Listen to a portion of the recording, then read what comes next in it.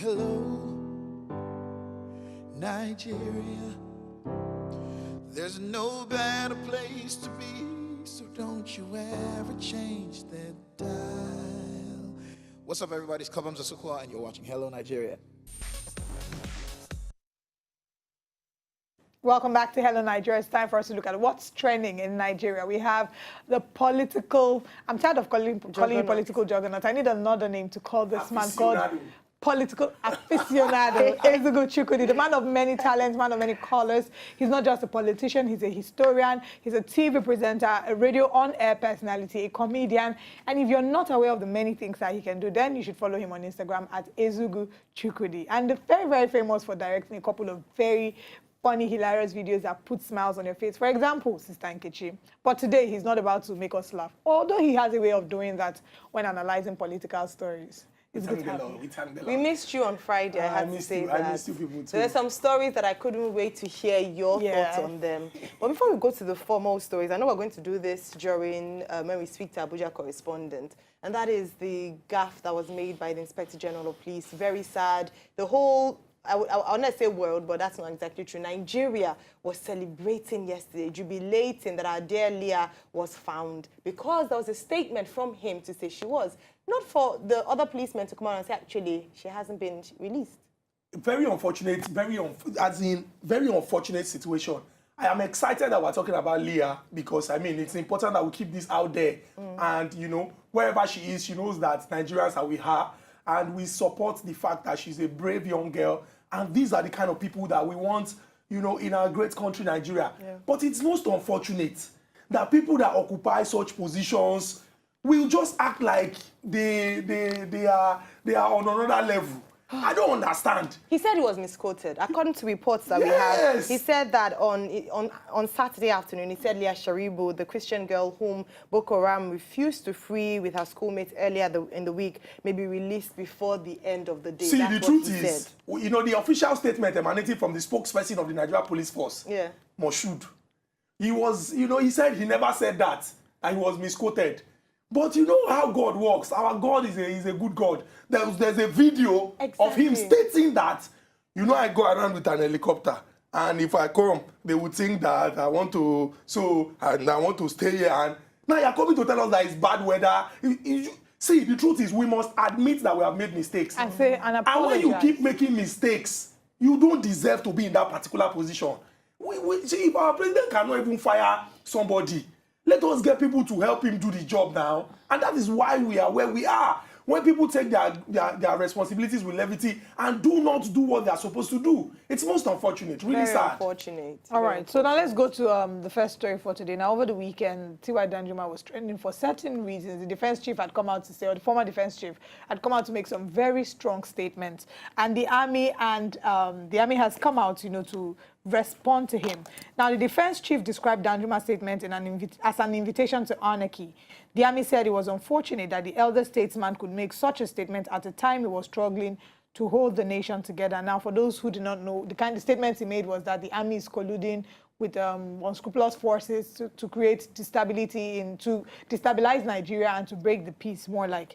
Now, the army also said that the attack from General Danjuma was occasioned by its decision to be neutral in the herdsmen-farmers crisis.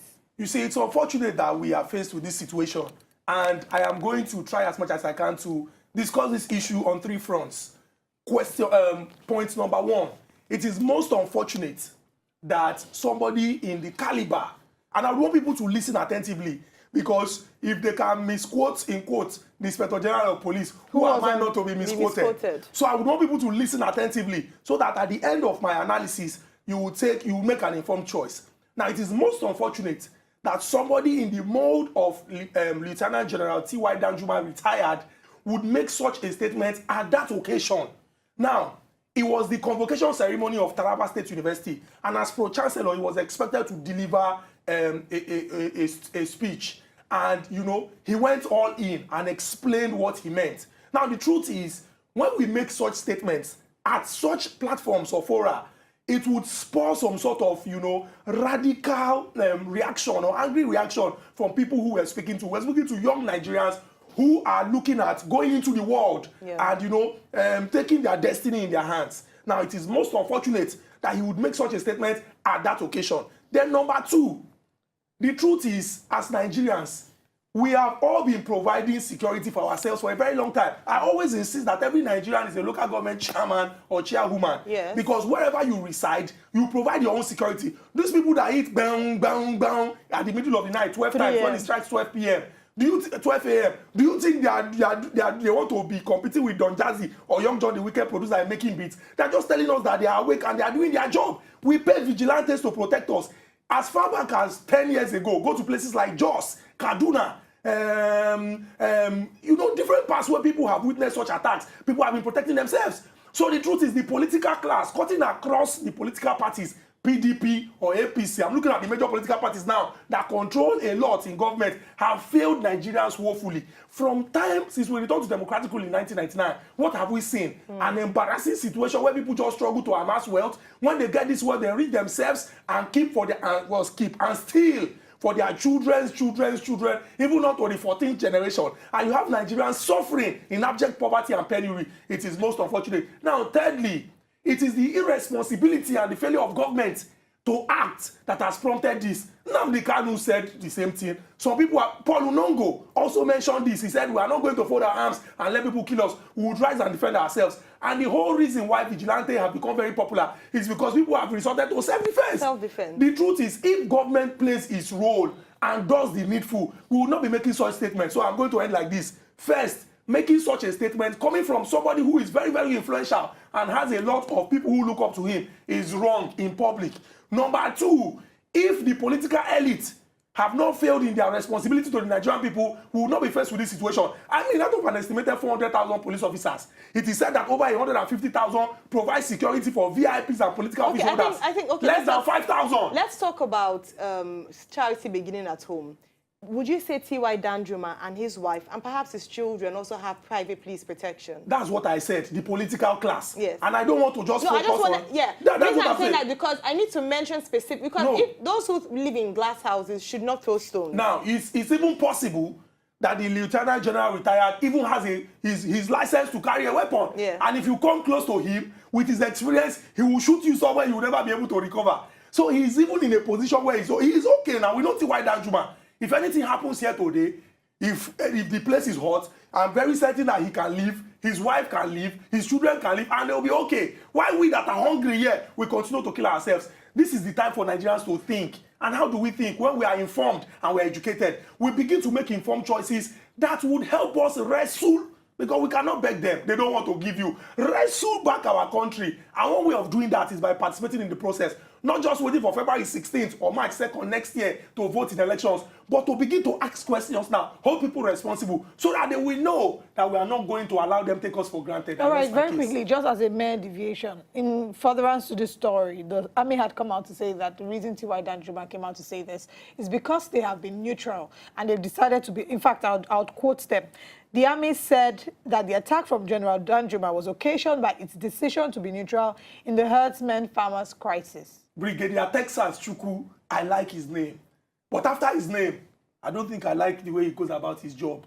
Because sometimes when you read such statements, if you are a deep thinker, when you read such statements, you become confused. The army is neutral, is this, other. Then you begin to ask what exactly is the situation.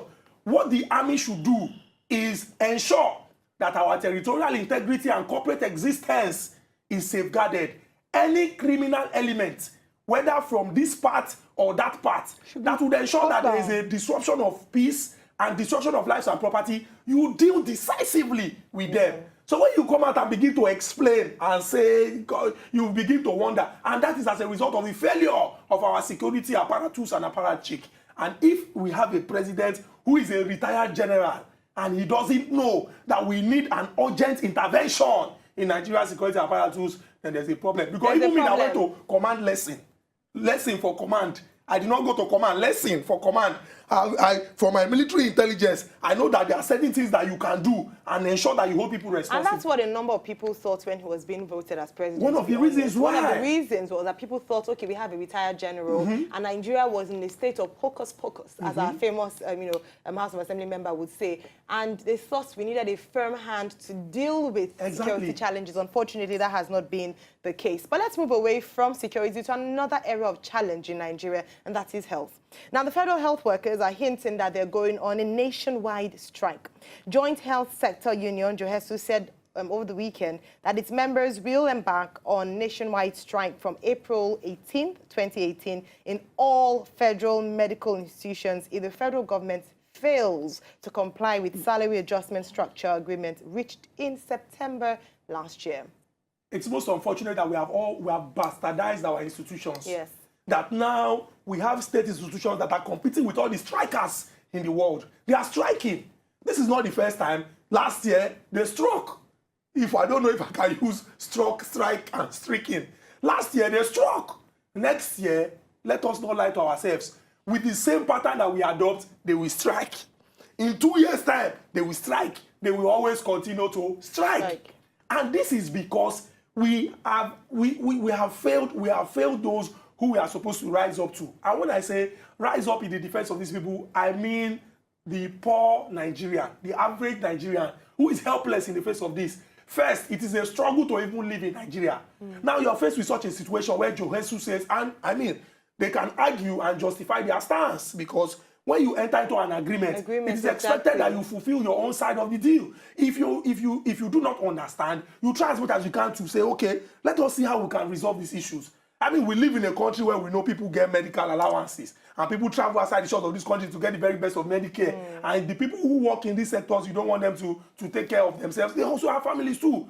But resorting to strike is not the only option.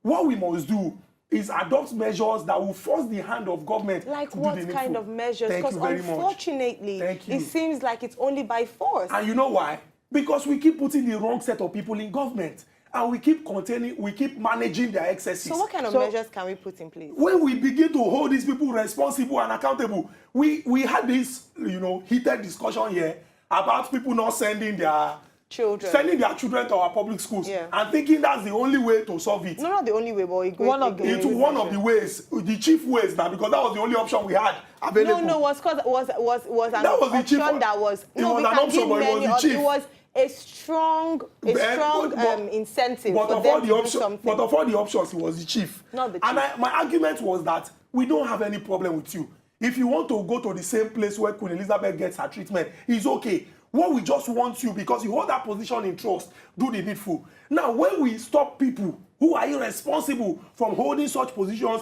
then we know that we take them serious. Why? Because their life depends on this. A lot of these people don't have anything they are doing. They are career politicians. If you take it away from them, they begin to cry like babies. That was why somebody was saying, we will not take it. We will not take what? Is it your father's property? Because the person knows that when the sun sets, his bank account will stop doing background. And when your bank account stops doing background, you will not be able to keep up with this ostentatious lifestyle. So it's important that as Nigerians we begin to participate in the process. Nigerians are not asking for too much. What do we want? We just want to be happy in our country. Yeah, but Chukwudi, what you have said is an ideal situation, and we're looking forward to Nigeria and Nigerians achieving that.